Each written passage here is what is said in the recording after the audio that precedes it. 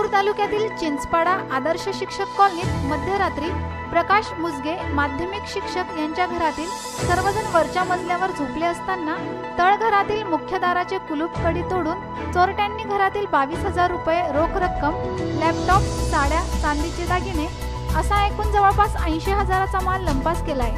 या परिसरातील जवळपास ही 5वी चोरीची घटना आहे।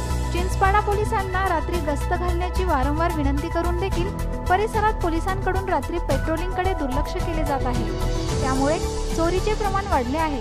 चोरट्यांना पोलिसांचा धाक राहिलेला नाही। शिक्षक मुजगे यांच्या घरात चोरट्यांनी काजू बदाम खात आरामात चोरी करून पसार झाले आहेत। सदर चोरीच्या घटनेची सकाळी 5 वाजता चिंचपाडा पोलिसांना माहिती देऊन देखील 8 वाजता सदर घटनेची दखल घेतली आहे।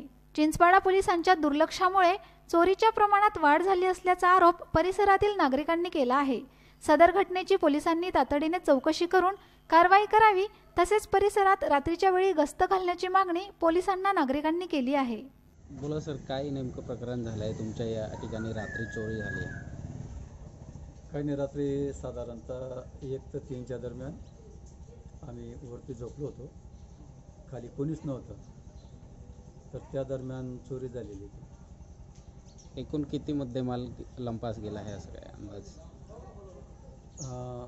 साधारणतः 22,000च्या आसपास रोख कॅश होती आणि घरातले जे काही किरकोळ वस्तू होते त्या किरकोळ वस्तू, चांदीचे काही भांडे होते, लहान मुलीचे काही ते घरात त्या वस्तू गेलेल्या। आणि परिसरात रात्री पोलिसांची पेट्रोलिंग होते का? त्यांचं काय?